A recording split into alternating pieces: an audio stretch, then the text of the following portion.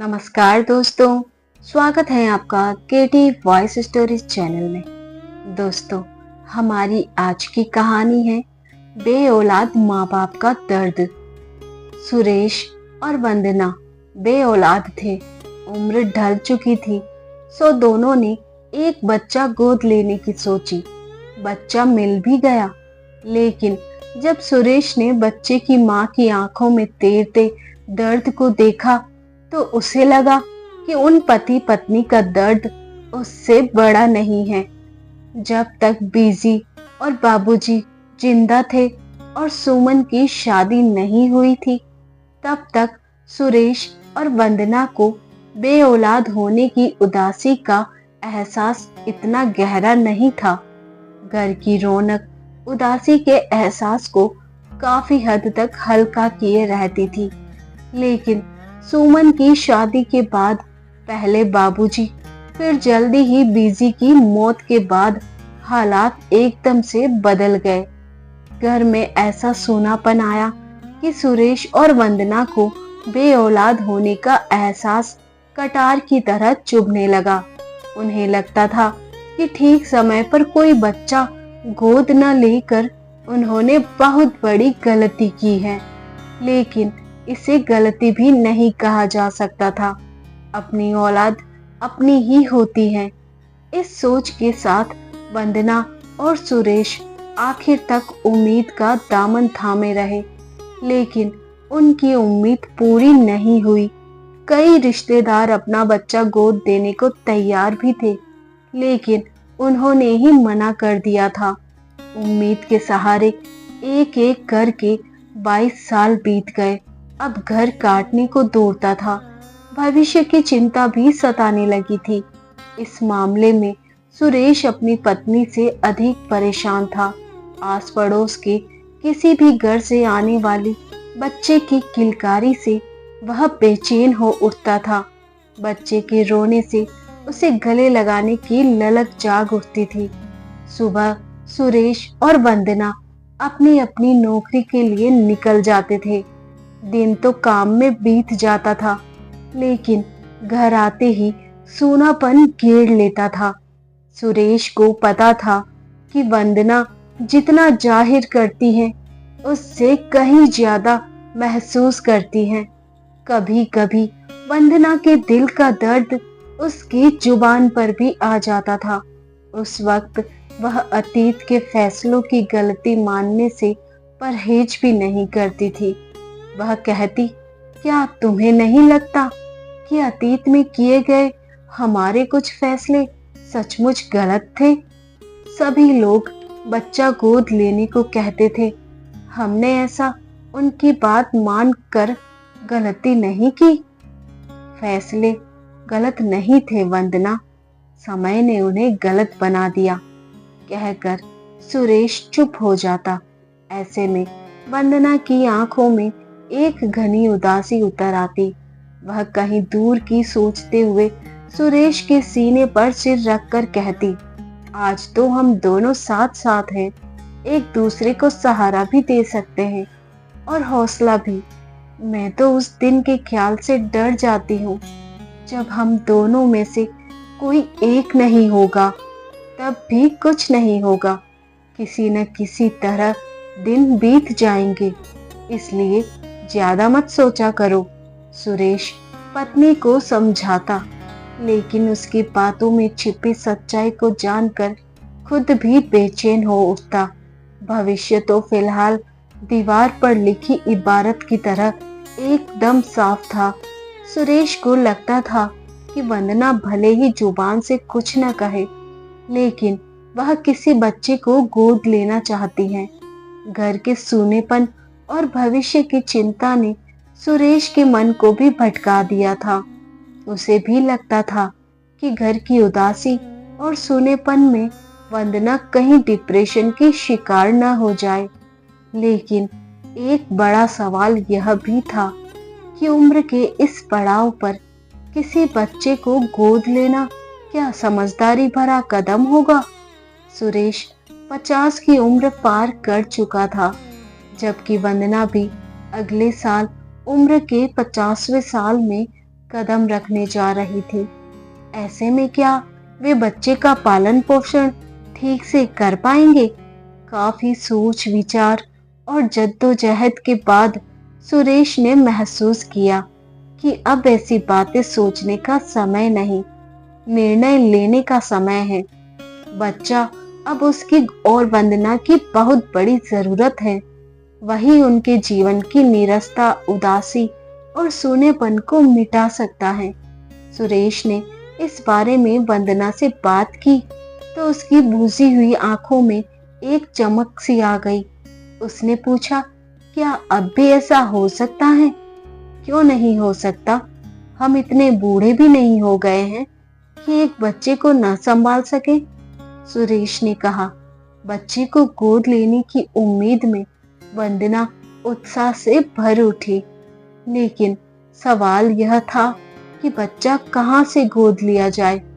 किसी अनाथालय से बच्चा गोद लेना आसान नहीं था, क्योंकि गोद लेने की शर्तें और नियम काफी सख्त थे। रिश्तेदार से भी अब कोई उम्मीद नहीं रह गई थी। किसी अस्पताल में नाम लिखवाने से भी महीनों या वर्षों लग सकते थे। ऐसे में पैसा खर्च करके ही बच्चा जल्दी मिल सकता था, मगर बच्चे की चाहत में वे कोई गलत और गैर कानूनी काम नहीं करना चाहते थे। जब से दोनों ने बच्चे को गोद लेने का मन बनाया था, तब से वंदना इस मामले में कुछ ज्यादा ही बेचैन दिख रही थी। शायद उसके नारी मन में सोई ममता शिद्दत से जाग उठी थी। एक दिन शाम को सुरेश घर लौटा तो पत्नी को कुछ ज्यादा ही जोश और उत्साह में पाया। वह जोश और उत्साह इस बात का एहसास दिला रहा था कि बच्चा गोद लेने के मामले में कोई बात बन गई है। उसके पूछने की नौबत नहीं आई, क्योंकि वंदना ने खुद ही सब कुछ बता दिया। वंदना के अनुसार वह जिस स्कूल में पढ़ाती थी, उस स्कूल की एक रिक्शा चालक जगन की बीवी को 2 महीने पहले दूसरी संतान पैदा हुई थी। उसके 2 बेटे हैं। जगन अपनी इस दूसरी संतान को रखना नहीं चाहता था। वह उसे किसी को गोद देना चाहता था। उसके ऐसा करने की वजह सुरेश ने पूछा तो वंदना खुश होकर बोली, वजह आर्थिक हो सकती है। मुझे पता चला है जगन पक्का शराबी है। जो कमाता है उसका ज्यादातर हिस्सा पीने पिलाने में ही उड़ा देता है। शराब की लत की वजह से उसका परिवार गरीबी झेल रहा है। मैंने तो यह भी सुना है कि शराब की ही वजह से जगन ने ऊंचे ब्याज पर कर्ज भी ले रखा है। कर्ज न लौटा पाने की वजह से लेनदार उसे परेशान कर रहे हैं। सुनने में आया है कि एक दिन उसका रिक्शा भी उठा ले गए थे। उन्होंने बड़ी मिन्नतों के बाद उसका रिक्शा वापस किया था। मुझे लगता है जगन अपना यह दूसरा बच्चा किसी को गोद देकर जिम्मेदारी से छुटकारा पाना चाहता है। इसी बहाने वह अपने सिर पर चढ़ा कर्ज भी उतार देगा। इसका मतलब वह अपनी मुसीबतों से निजात पाने के लिए अपने बच्चे का सौदा करना चाहता है। सुरेश ने व्यंग्य किया। कोई भी आदमी बिना किसी स्वार्थ या मजबूरी के अपना बच्चा किसी दूसरे को क्यों देगा? वंदना ने कहा तो सुरेश ने पूछा, जगन की बीवी भी बच्चा देने के लिए तैयार है? तैयार ही होगी। बिना उसके तैयार हुए जगन यह सब कैसे कर सकता है? वंदना की बातें सुनकर सुरेश सोच में डूब गया। उसे सोच में डूबा देखकर वंदना बोली, अगर तुम्हें ऐतराज न हो तो मैं जगन से बच्चे के लिए बात करूं। बच्चा गोद लेने का फैसला हम दोनों का है। ऐसे में मुझे ऐतराज क्यों होगा? सुरेश बोला, मैं जानती हूँ, फिर भी मैंने एक बार तुमसे पूछना जरूरी समझा। 2 दिनों बाद वंदना ने सुरेश से कहा, मैंने स्कूल के चपरासी माधोराम के जरिए जगन से बात कर ली है। वह हमें अपना बच्चा पूरी लिखा पढ़ी के साथ देने को राजी है, लेकिन इसके बदले 15,000 रुपए मांग रहा है। मेरे ख्याल से यह रकम ज्यादा नहीं है। नहीं, बच्चे न तो बिकाऊ होते हैं और न उनकी कोई कीमत होती है। मैं जगन से उसका पता ले लूंगी। हम दोनों कल एक साथ चलकर बच्चा देख लेंगे। तुम कल बैंक से कुछ पैसे निकलवा लेना। मेरे ख्याल से इस मौके को हमें हाथ से नहीं जाने देना चाहिए, वंदना ने बेसब्री से कहा। उसकी बात पर सुरेश ने खामोशी से गर्दन हिला दी। अगले दिन सुरेश शाम को वापस आया तो वंदना तैयार बैठी थी। सुरेश के आते ही उसने कहा, मैं चाय बनाती हूँ, चाय पीकर जगन के यहाँ चलते हैं। कुछ देर में वंदना 2 प्याले चाय लेकर एक प्याला सुरेश को देते हुए बोली, वैसे तो अभी पैसों की जरूरत नहीं लगती, फिर भी तुमने बैंक से पैसे निकलवा लिए हैं या नहीं? हाँ, सुरेश ने चाय की चुस्की लेते हुए उत्साह में कहा। चाय पीकर दोनों घर से निकल पड़े। ऑटो रिक्शा से दोनों जगन के घर जा पहुंचे। जगन का घर क्या, एक गंदी सी कोठरी थी जो काफी गंदी बस्ती में थी। उसके घर की हालत बस्ती की हालत से भी बुरी थी। छोटे से कमरे में एक टूटी फूटी चारपाई, ईंटों के बने कच्ची फर्श पर एक स्टोव और कुछ बर्तन पड़े थे। कुल मिलाकर वहां की हर चीज खामोश जुबान से गरीबी बयां कर रही थी। जगन का 5 साल का बेटा छोटे भाई के साथ कमरे के कच्चे फर्श पर बैठा प्लास्टिक के एक खिलौने से खेल रहा था, जबकि उसकी कुपोषण की शिकार पत्नी तीसरे बच्चे को छाती से चिपकाए दूध पिला रही थी। इसी तीसरे बच्चे को जगन सुरेश और वंदना को देना चाहता था। जगन ने पत्नी से बच्चा दिखाने के लिए मांगा। पत्नी ने खामोश नजरों से पहले जगन को, उसके बाद सुरेश और वंदना को देखा, फिर कांपते हाथों से बच्चे को जगन को थमा दिया। उसी समय सुरेश के मन में शूल सा चुभा। उसे लगा वह और वंदना बच्चे के मोह में जो करने जा रहे हैं वह गलत और अन्याय है। जगन ने बच्चा वंदना को दे दिया। बच्चा जो एक लड़की थी, सचमुच बड़ी प्यारी थी। नाक नक्श तीखे और खिला हुआ साफ रंग था। वंदना के चेहरे के भाव से लगता था कि बच्ची की सूरत ने उसकी प्यासी ममता को छू लिया था। बच्ची को छाती से चिपकाकर वंदना ने एक बार उसे चूमा और फिर जगन को देते हुए बोली, अब से यह बच्ची हमारी हुई जगन, लेकिन हम इसे लिखा पढ़ी के बाद ही अपने घर ले जाएंगे। कल रविवार है, परसों कचहरी खुलने पर किसी वकील के जरिए सारी लिखा पढ़ी कर लेंगे। एक बात और कह दूं, बच्चे के मामले में तुम्हारी बीवी की रजामंदी बेहद जरूरी है। लिखा पढ़ी के कागजात पर तुम्हारे साथ साथ उसके भी दस्तखत होंगे। हम सब कुछ करने को तैयार हैं। जगन ने कहा, ठीक है, हम अभी तुम्हें कुछ पैसे दे रहे हैं, बाकी के सारे पैसे तुम्हें लिखा पढ़ी के बाद बच्चा लेते समय दे दूंगी। जगन ने सहमति में गर्दन हिला दी। इसके बाद वंदना ने सुरेश से जगन को 3,000 रुपए देने के लिए कहा। वंदना के कहने पर उसने पर्स से 3,000 रुपए निकालकर जगन को दे दिए। जगन को रुपए देते हुए सुरेश कनखियों से उसकी पत्नी को देख रहा था।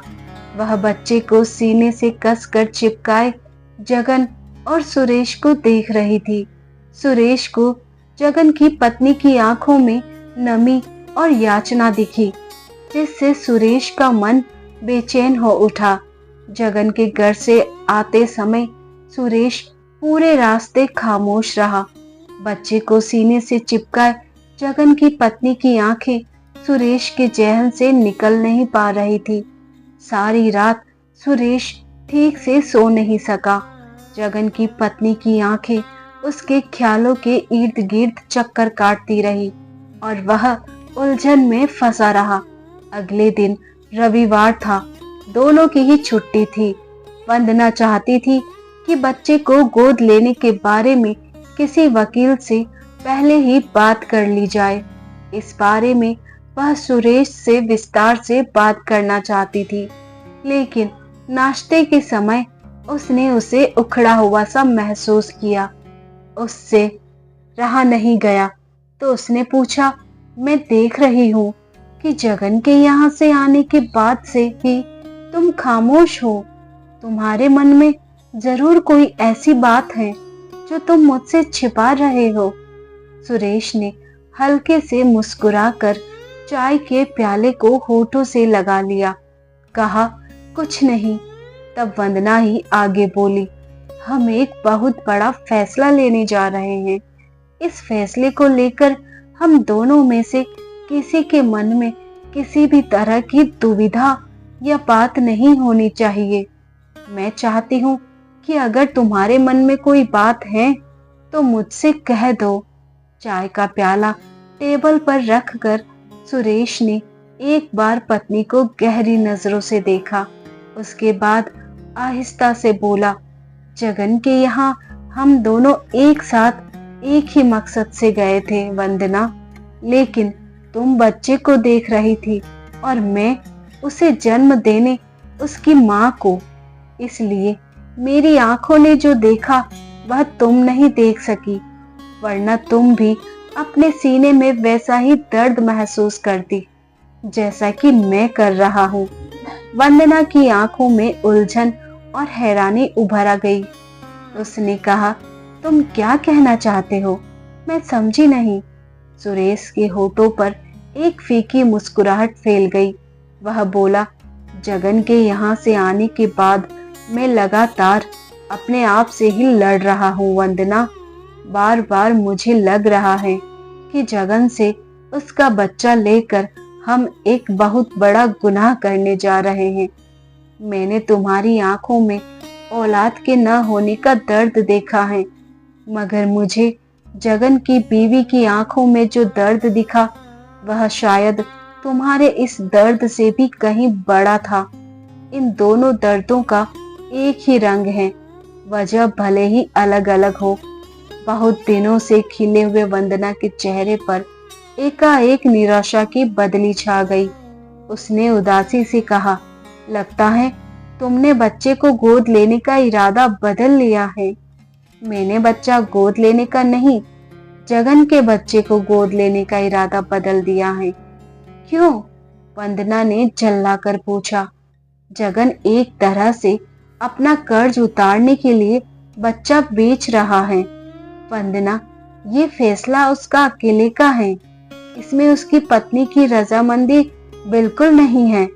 जब वह बच्चे को अपने सीने से अलग करके तुम्हें दे रही थी, तब मैंने उसकी उदास आंखों में जो तड़प और दर्द देखा था वह मेरी आत्मा को आरी की तरह काट रहा है। हमें औलाद का दर्द है। अपने इस दर्द को दूर करने के लिए हमें किसी को भी दर्द देने का हक नहीं है। सुरेश की इस बात पर वंदना सोचते हुए बोली, हम बच्चा लेने से मना भी कर दें तो क्या होगा? जगन किसी दूसरे से पैसे लेकर उसे बेच देगा। हम जैसे तमाम लोग बच्चे के लिए परेशान हैं। अगर हम बच्चा नहीं लेते तो किसी दूसरे को भी जगन को बच्चा नहीं देने देंगे। वह कैसे? वंदना ने पूछा। जगन अपना कर्ज उतारने के लिए बच्चा बेच रहा है। अगर हम उसका कर्ज उतार दें तो वह बच्चा क्यों बेचेगा? पैसे देने से पहले हम उससे लिखवा लेंगे कि वह अपना बच्चा किसी दूसरे को अब नहीं देगा। इसके बाद अगर वह शर्त तोड़ेगा तो हम पुलिस की मदद लेंगे। साथ ही हम बच्चा गोद लेने की कोशिश भी करते रहेंगे। मैं कोई ऐसा बच्चा गोद नहीं लेना चाहता जिसके पीछे देने वाले की मजबूरी और जन्म देने वाली माँ का दर्द और आंसू हो। सुरेश ने जब अपनी बात खत्म की तो वंदना उससे टुकड़ टुकड़ ताक रही थी। ऐसे क्या देख रही हो?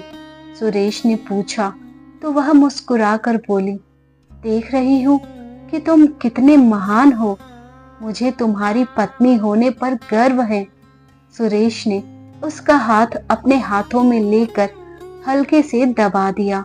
उसे लगा कि उसकी आत्मा से एक बहुत बड़ा बोझ उतर गया है। तो दोस्तों, कैसी लगी आपको ये कहानी? उम्मीद है पसंद आई होगी। ऐसी ही और कहानियों के लिए बने रहिए हमारे साथ। वीडियो को लाइक और शेयर कीजिए, साथ में कमेंट कीजिए और बेल आइकन के साथ सब्सक्राइब कीजिए ताकि न्यू स्टोरीज का नोटिफिकेशन सबसे पहले आपको मिल सके। Thanks for watching.